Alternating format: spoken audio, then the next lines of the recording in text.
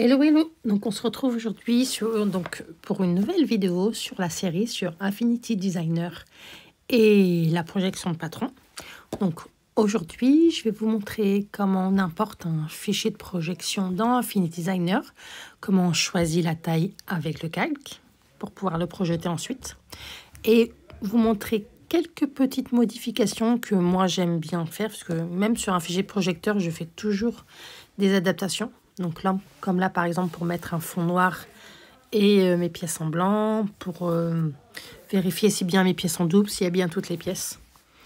Donc on va faire quelques petites modifications. Donc déjà pour ouvrir le fichier pour qu'il soit à la bonne norme, bonne dimension, je fais toujours ouvrir le document. Donc je cherche mon petit fichier de projection qui est ici. Et là je fais OK.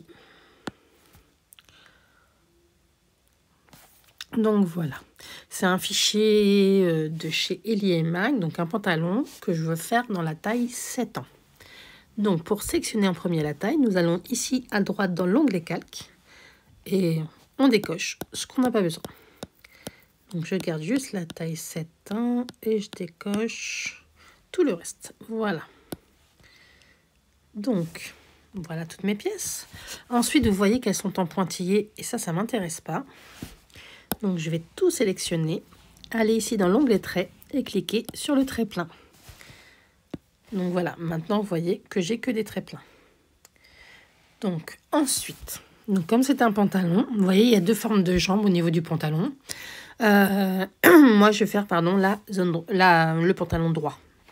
Donc il faut que je supprime tout ceci. Alors il y a plusieurs possibilités.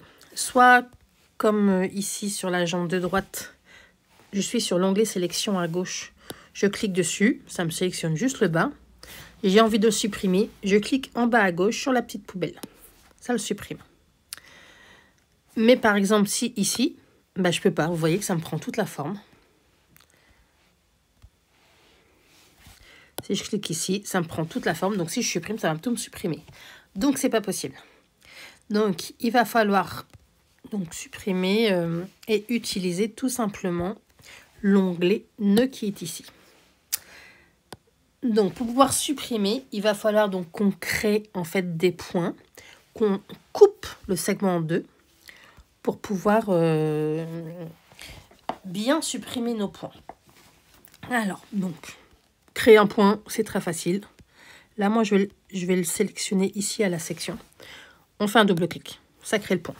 Il faut bien cliquer, ça va nous faire le petit rond et non un carré. Donc je sélectionne mon premier point. Et ensuite, je sélectionne une deuxième. Donc, je sélectionne, mais ça ne marche pas. Ça m'a enlevé la sélection du premier. Donc, je vais vous montrer comment on fait pour sélectionner plusieurs points ou plusieurs segments. Donc, vous cliquez bien sur votre premier point. Ici, vous avez une petite roue sur la gauche, une sorte de petit rond.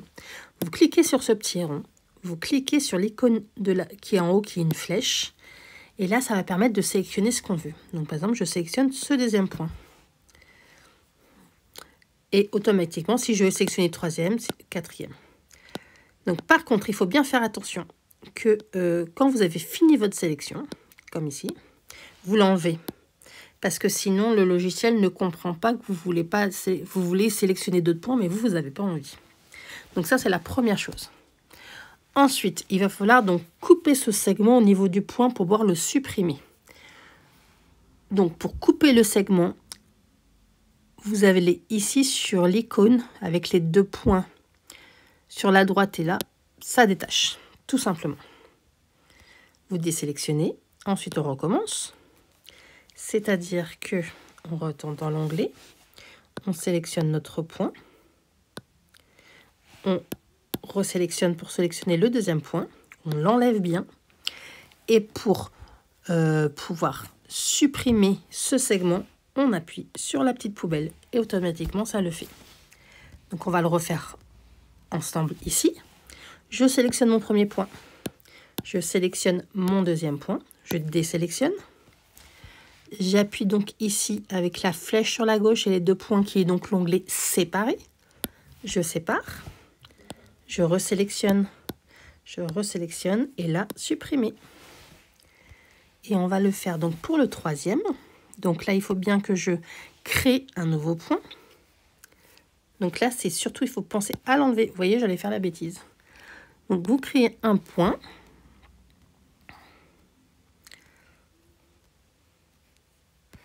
Donc, on va sélectionner ce point.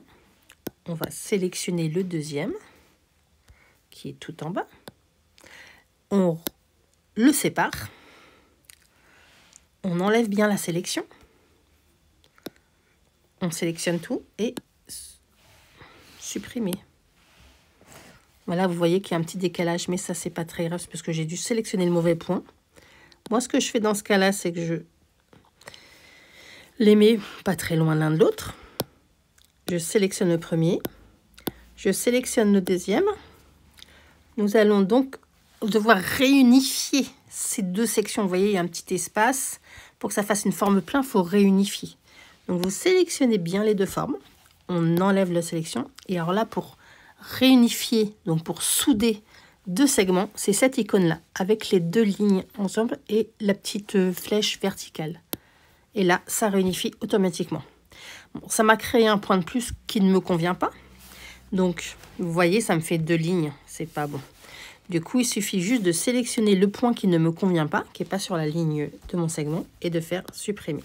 Et là, automatiquement, mon point est parfait. Et là, du coup, je ne l'ai pas fait de ce côté-là. Là, c'est pareil, j'ai deux lignes, j'ai une ligne là, une ligne là, et on va les réunifier, les souder ensemble. Donc, je clique sur la première, je fais sélection pour cliquer sur la deuxième, j'enlève ma sélection, je sélectionne les points que je vois, et l'option souder. Et là, vous voyez, ça coince, puisqu'en fait, j'avais mis trop de points. Mais c'est pas très grave, il suffit que on reclique sur les points qui ne nous conviennent pas, et nous faisons supprimer. Et automatiquement, voilà, ma forme est supprimée. Donc, pour vérifier, et là, pour vérifier que tout est bon, je vérifie tous mes points.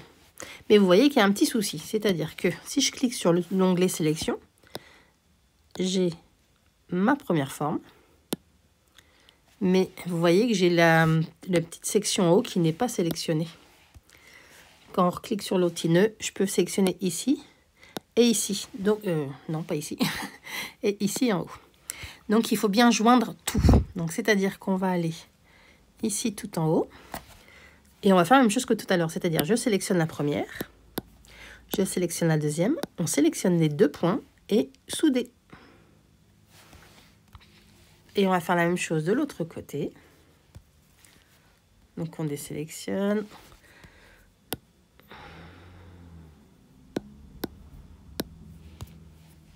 Je sélectionne bien tout et souder. Et vous voyez, je vais vous remettre en arrière pour vous montrer ce que ça fait. Vous voyez, ça, c'est pas soudé, c'est à cause des pointillés juste avant. Ça m'a créé un décrochage. Donc, pour plus l'avoir, donc, il faut en effet souder les deux formes. Donc, je sélectionne les deux. Voilà, automatiquement, ça sera fait. Et là, donc, on va faire un essai, tout simplement. On va mettre une couleur à ce fond. Si la couleur est uniforme, c'est que tout est bon. Donc, je ne vais pas mettre blanc, on va mettre noir, tout simplement. Voilà, noir. Et on voit que c'est parfait. Et donc, on va finir la même chose sur l'autre jambe du pantalon.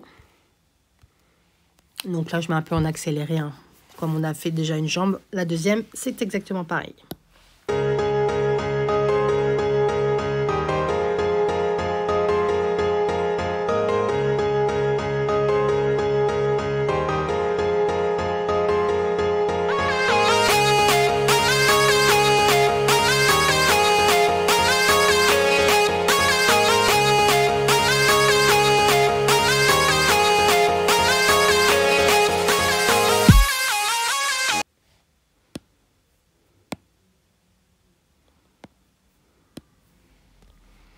Donc voilà, mes jambes de pantalon sont faites.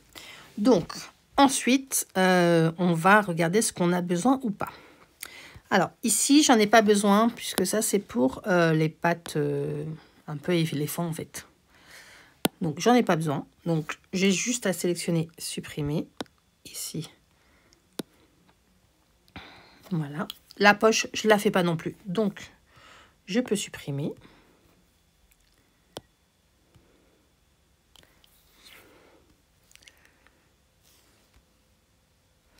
Ça aussi, c'est la poche sur les fesses. Moi, je ne m'en occupe pas parce que je ne veux pas la faire.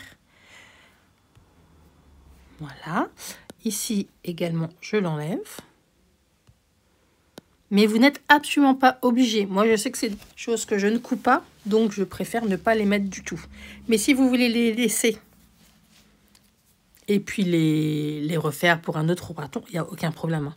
C'est juste que moi, ça ne m'intéresse absolument pas. Donc, on va commencer par ici. Donc ça, c'est la ceinture d'eau, en fait, et c'est le bas. Et donc, il y a marqué « coudre 2 fois en miroir ». Là, je l'ai qu'une fois. Donc, il va falloir que j'en crée une deuxième en miroir. Donc, ce qui est assez simple, je sélectionne ma forme. Je vais ici sur les 3 petits points. Nous faisons dupliquer. Vous avez après 2 choix. Soit vous cliquez sur cette icône, en fait, ça va inverser ma pièce. Ou vous cliquez ici et sur inverser. Ça revient au même. Mais du coup, moi, je préfère cliquer ici et retournement horizontal. Voilà, ça m'a créé ma deuxième pièce, tout simplement.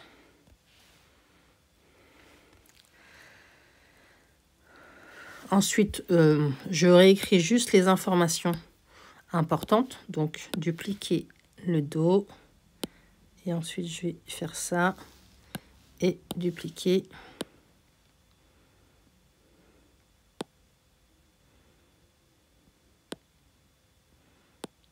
Et je le replace bien.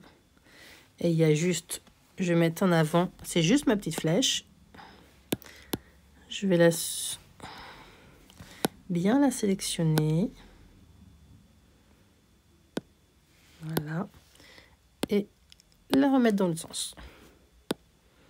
Ça, c'est juste... Voilà. Et là, j'enlève ici. Parce que du coup, comme je vais avoir fait mes 2 pièces, pour pas avoir d'erreur, je vais... Voilà. Donc ça, c'est la première chose. Ensuite, on passe à cette jambe-là. Et c'est la même chose. Donc ça, c'est le dos. Et il y a bien marqué tout pièce en miroir. Donc, eh ben, on va faire la même chose. Donc là, je sélectionne tout. Donc, il faut bien sélectionner les petits points là. Donc, du coup, je fais tout et j'effacerai au fur et à mesure. Vous avez les 2 possibilités. Ou sinon, si vous avez envie, vous pouvez aussi sélectionner ça. Faire sélectionner et sélectionner les 2 petits points. Mais j'avoue que je suis plus tendance à tout sélectionner et à supprimer au fur et à mesure. C'est plus simple. Donc, on reclique sur les 3 petites flèches, dupliquer, retournement horizontal et ma deuxième pièce est créée.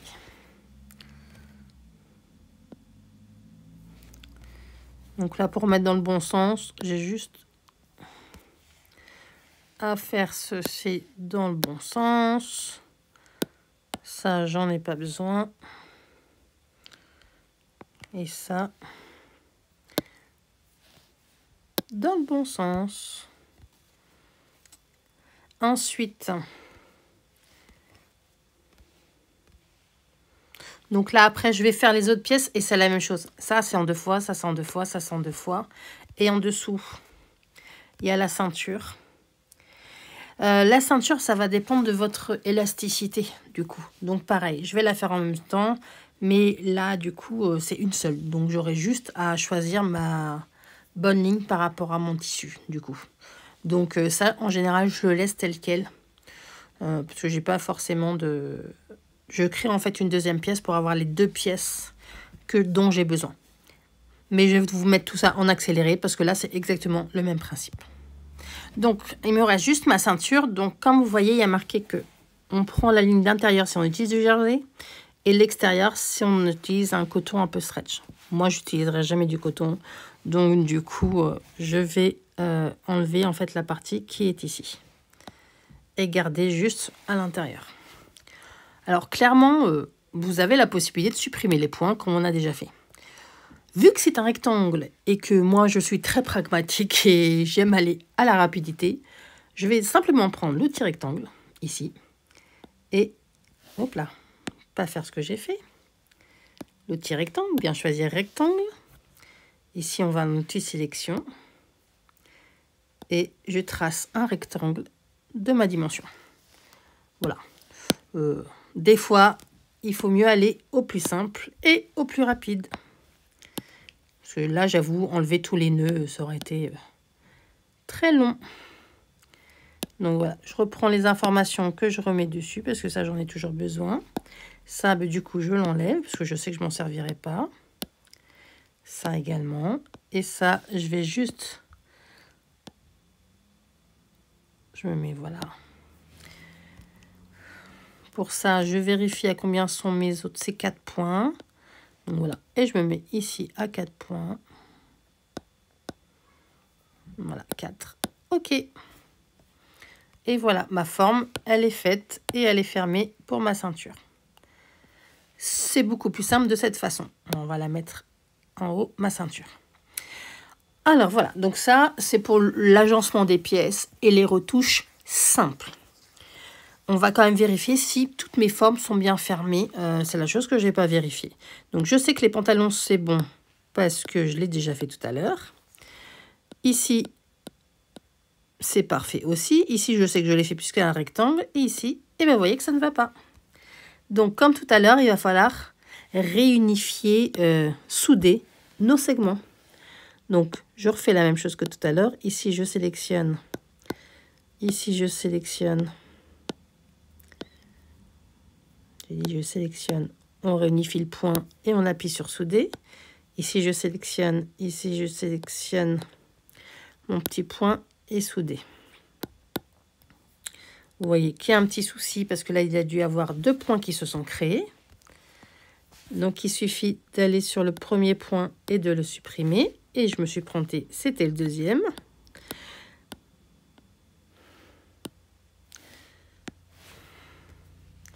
Donc, on va faire autrement. Vu que ça ne fonctionne pas, je vais...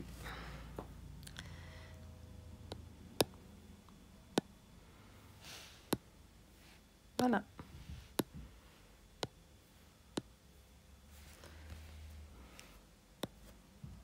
Voilà. Là, c'est bon. Et normalement, il va me rester ici. Parce que vous voyez, ça fait comme tout à l'heure. Les 2 sections, on sélectionne, on joint. Là, c'est... Donc, il faut bien penser à désélectionner parce que souvent, ça fait des choses qu'on ne voudrait pas qu'il y ait. Et là, vous voyez que j'ai un petit souci. Donc, pareil, on sélectionne et on supprime. Et là, ma forme est pleine. Donc, vous refaites exactement la même chose pour ici. Et je pense que celle-ci, c'est la même chose pour les...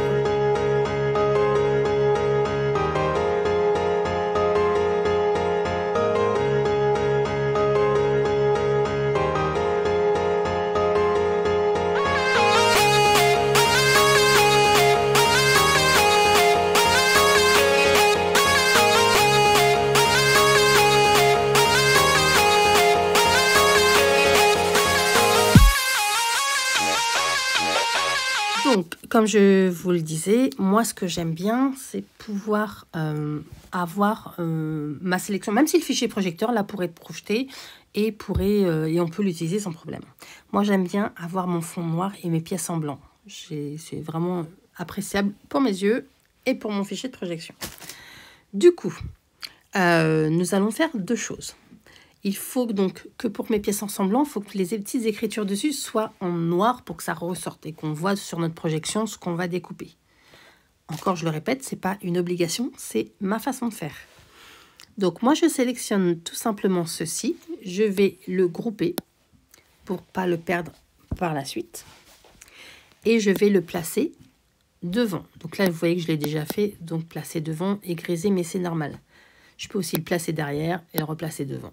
Donc, ça veut dire qu'en premier lieu, il y a mes écritures. D'accord? Donc, ensuite, je sélectionne ma forme. Donc, j'ai dit que je la voulais en blanc. Donc, on clique ici sur les couleurs. On a 2 petits trous. La première roue, c'est pour le fond. La deuxième, c'est pour les contours. Donc, les contours, j'y touche pas. Ils restent en noir. Mais je vais en effet ma première forme en blanc. Et vous voyez que mes écritures ont disparu, ce qui est normal. puisque c'est la dernière forme qu'on fait qui vient au premier plan. Donc, je vérifie, je place devant, c'est normal. Alors, si je l'avais fait sur Inkscape, automatiquement, j'aurais dû juste UI dans le calque changer. La petite différence ici avec Affinity Designer, c'est qu'en fait, vous voyez, là, c'est ma taille 7 ans, mais toutes les écritures sont ici, dans Keep Selected. Si j'efface, j'ai plus rien. Si je remets, c'est là. Donc, le problème, c'est que mes écritures, mon groupe que j'ai fait, il est ici. Vous voyez, il y a noté groupe. Si je le désélectionne, ça enlève. Donc, je ne peux pas, dans deux calques différents superposés, ils sont au même niveau. Donc, la chose que je fais, c'est qu'en fait, je reste cliqué dessus, je prends le groupe et je vais le mettre dans la taille 7 ans. Et automatiquement, ça réapparaît. Donc, voilà, c'est une manipulation de plus, mais ce n'est pas non plus très compliqué. Donc, je vais faire ça pour toutes mes pièces. Et après, je reviens. Comme je l'ai dit tout à l'heure, vous pourriez sélectionner toutes vos pièces écriture avec l'onglet Keep Selected. Moi, je préfère le faire un par un pour être sûr de ne pas faire d'erreur. Allez, je vous retrouve tout de suite après cette suite de vidéos.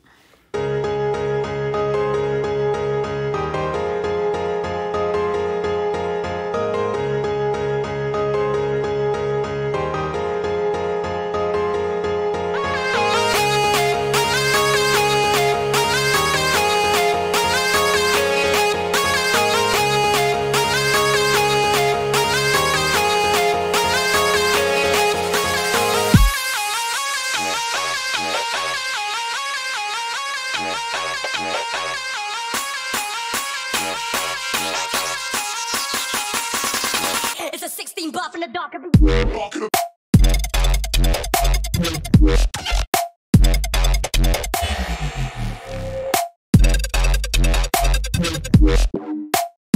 It's a 16 buff in the dark.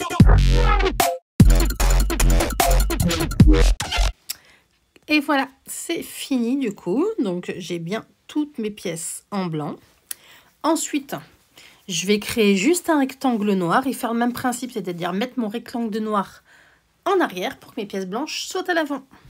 Donc, on prend un rectangle, on trace notre petit rectangle.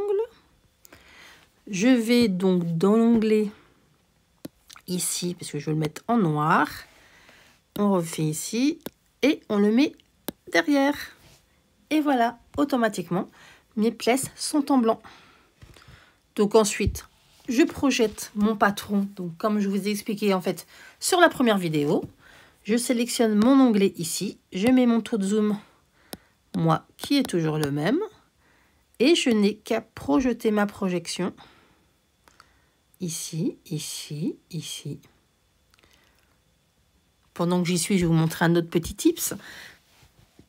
Là, ici, j'ai un problème, mon pantalon, il est trop petit. Donc, avec Inkscape, ce que j'aurais fait, j'aurais ouvert Adobe, j'aurais mis des lignes et tout ça.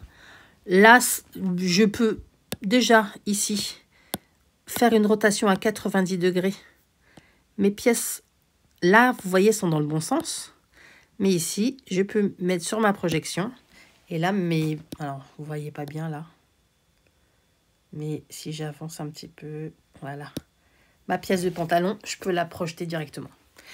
Et là, vous voyez que c'est dans le bon sens. Donc, il suffit que là, je remette 0. Et paf, ça se remet dans le bon sens. Ça, c'est déjà un petit tips assez sympa et assez facile au lieu de projeter. Donc, voilà, je pense que j'ai fait à peu près le tour. Donc, pour la projection de ce fichier. Donc, n'hésitez pas à mettre en commentaire les vidéos sur lesquelles vous voulez que je vous montre sur Affinity Designer s'il y a d'autres choses à faire.